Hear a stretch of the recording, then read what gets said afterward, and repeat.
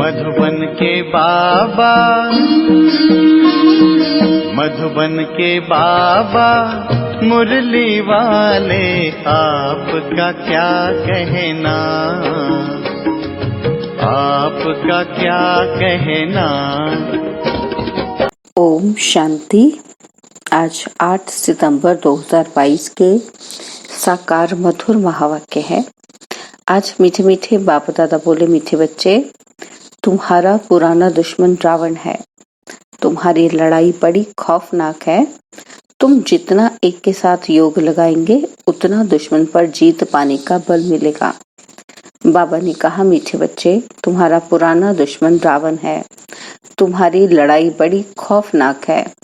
तुम जितना एक के साथ योग लगाएंगे उतना दुश्मन पर जीत पाने का बल मिलेगा। बाबा ने आज प्रश्न पूछा है कि तुम ब्राह्मणों की डिपार्टमेंट दुनिया के मनुष्य से बिल्कुल ही भिन्न है, कैसे और कौन सी? और उत्तर में बाबा समझाते कि तुम ब्राह्मणों की डिपार्टमेंट है श्रीमत पर पावन बनना और बनाना। तुम योग बल से अपने पापों को भस्म करते हो। तुम्हारी सब मनोकामनाएं बाप पूरी करते हैं। मनुष्य तो जो कुछ करते उसमें नीचे ही उतरते जाते, रिद्धि सिद्धि आदि सीख लेते हैं, परंतु पतित तो बनते ही जाते हैं। मुरली का गीत है, हमारे तीर्थ न्यारे हैं। ओम शांति।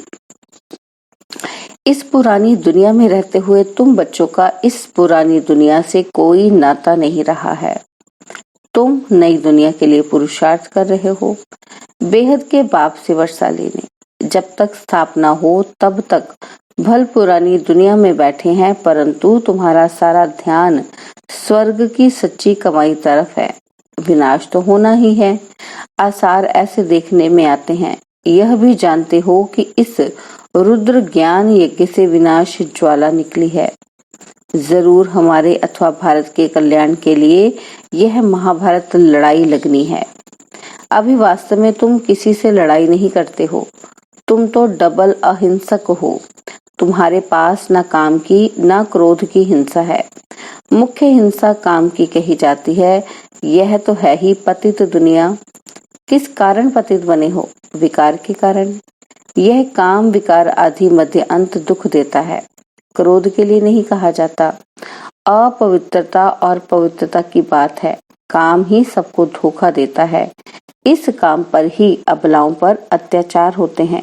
एक पवित्र बने दूसरा ना बने तो झगड़ा हो पड़ता है।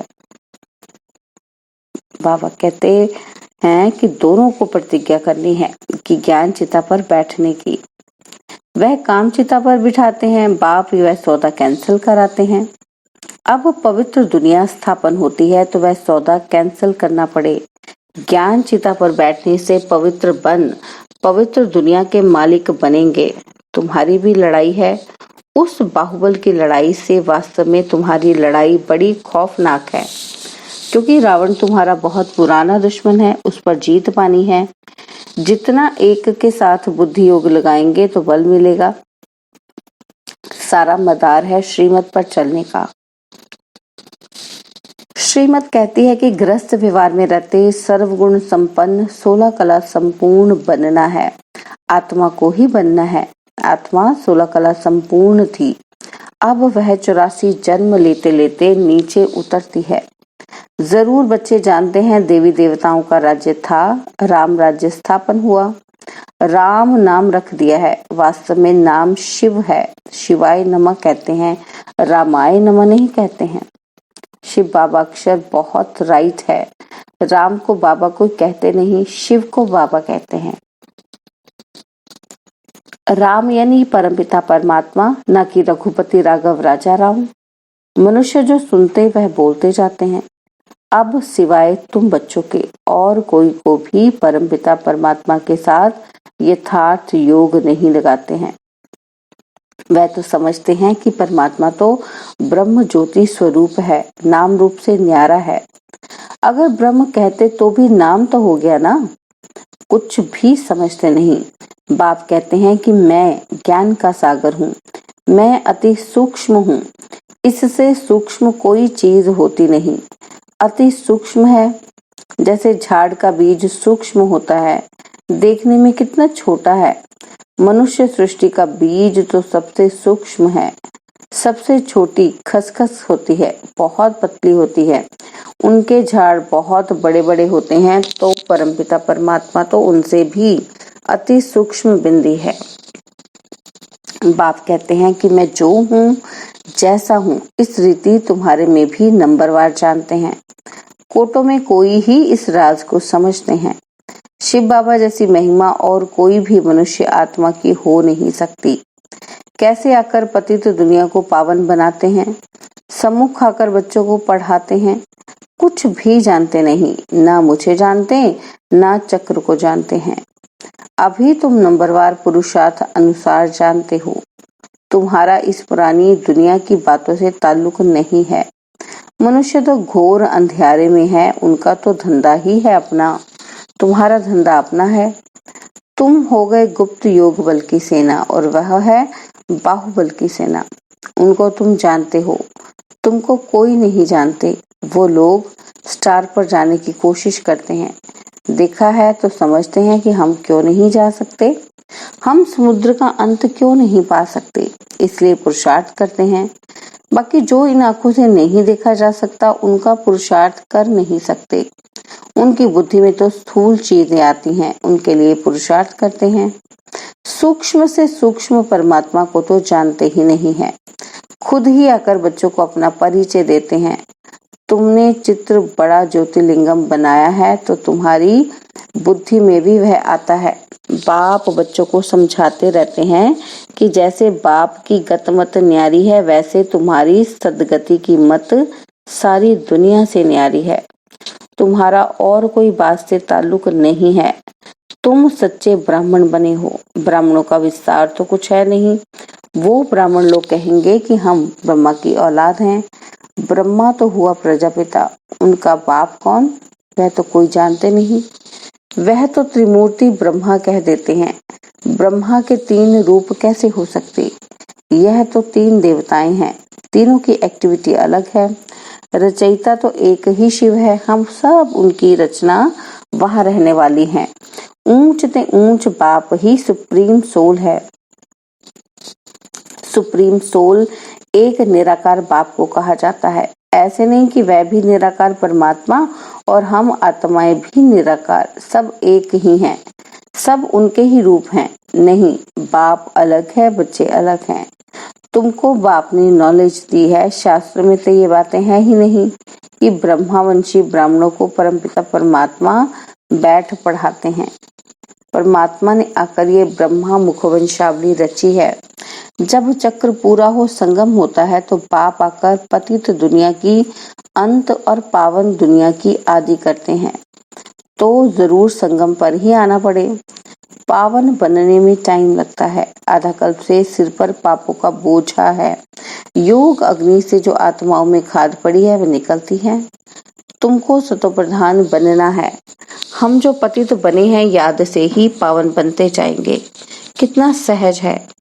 हमको फिर से 84 जन्मों का चक्र लगाना है।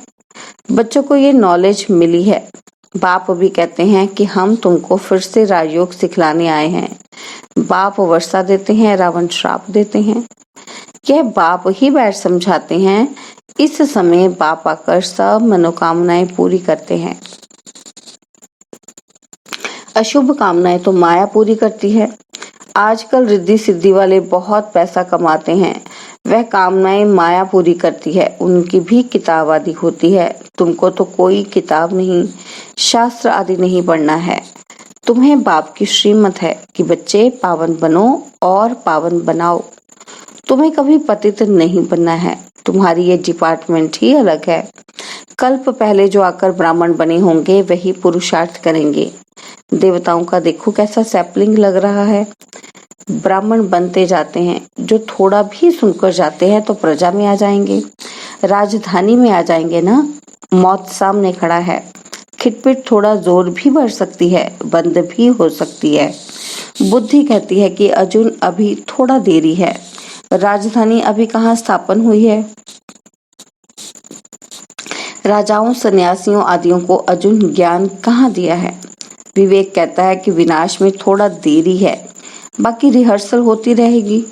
वंडर है ना, वह यज्ञ रचते हैं लड़ाई बंद करने के लिए, और भगवान ने यज्ञ रचा है सारी दुनिया का परिवर्तन करने के लिए। थोड़ा शांति होगी तो कहेंगे कि हमने यज्ञ रचा इसलिए शांति हो गई। एक बार यज्ञ सफल हुआ तो चलता रहेगा। बरसात के लिए यज्ञ रचा, बरसात हुई तो खुशी होगी, बरसात नहीं होगी तो कहेंगे ईश्वर की भावी। जैसे कोई शरीर छोड़ता है तो कहते हैं कि स्वर्गवासी हुआ, फिर तो शोक करने की दरकार ही नहीं है। स्वर्ग पधारा तो अहो सौभाग्य समझो ना। माया रावण ने सबकी बुद्धि को ताला लगा दिया है। तुम जानते हो, हम कल्प पहले मुआफिक फिर से पुरुषार्थ कर रहे हैं। भारत अविनाशी खंड है और कोई दूसरा धर्म नहीं था। यह तो बाद में इन्होंने निकाले हैं। यह भी ड्रामा की भावी कहेंगे। रक्त की नदियां यहाँ ही बहती हैं। एक दो में लड़ते रहते हैं। भल भाई भाई होकर बहुत समय से रह पड़े हैं, परंतु हिंदू और मुसलमान धर्म तो अलग अलग है ना। वह आए ही बाद में है तो लड़ाई इन्हों की आपस में है।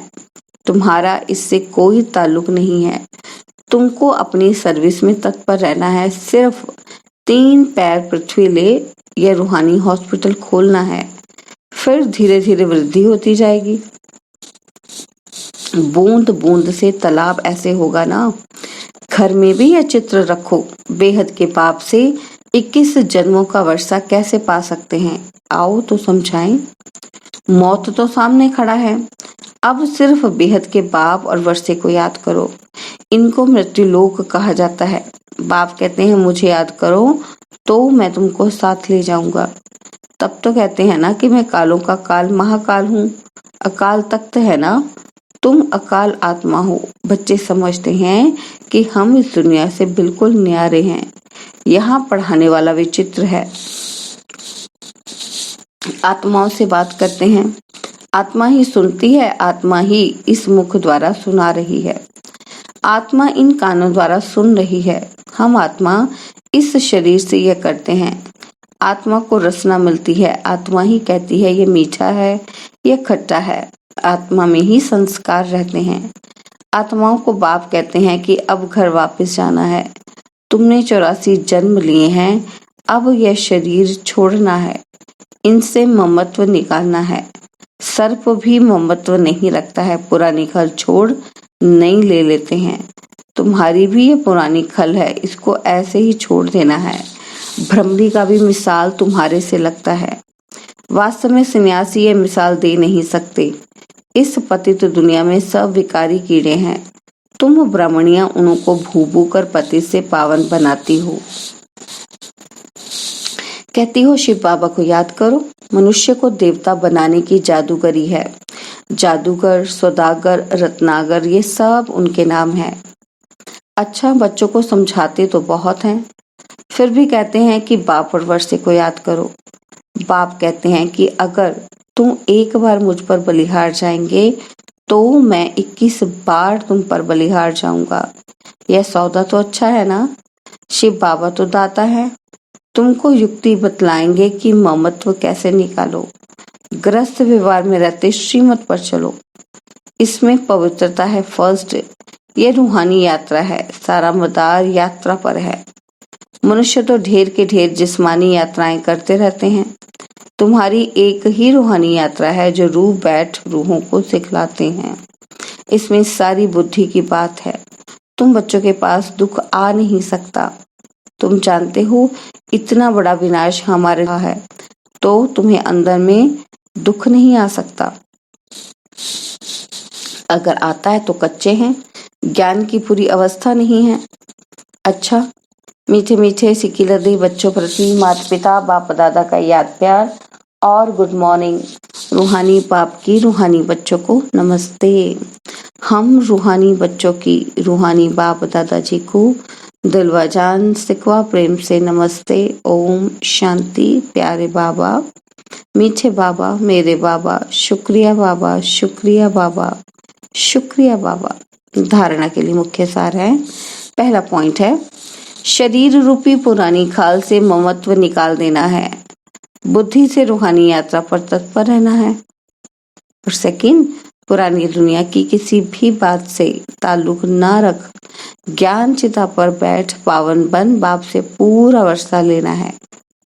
बाबा ने वरदान दिया, पवित्रता की श्रेष्ठता को धारण कर सदा शुभ कार्य करने वाले पुरुषोत्तम व विशेष आत्मा भव। पवित्रता की श्रेष्ठता को धारण कर सदा शुभ कार्य करने वाले पुरुषोत्तम व विशेष आत्मा भव। साधारण आत्माएं जब पवित्रता को धारण करती हैं तो महान आत्मा कहलाती हैं। पवित्रता ही श्रेष्ठता है, पवित्रता ही पूज्य है। ब्राह्मणों की पवित्रता का ही गायन है। कोई भी शुभ कार्य होगा तो ब्राह्मणों से ही कराएंगे। वैसे तो नामधारी ब्राह्मण बहुत हैं, लेकिन आप जैसा नाम वैसा काम करने वाली विशेष आत्मा हो, साधारण कर्म भी बाप की याद में रहकर करते हो तो विशेष हो जाता है। इसलिए ऐसे विशेष कर्म करने वाली पुरुषोत्तम व विशेष आत्माएं हो। स्लोगन है, स्व द्वारा सर्व आत्माओं को सुख की अनुभूति कराना ही मास्टर सुखदाता बनना है। स्वयं द्वारा सर्व आत्माओं को सुख की अनुभूति कराना ही मास्टर सुखदाता बनना है। ओम शांति। और अब यह एक बहुत अच्छी वीडियो भी जरूर देखें।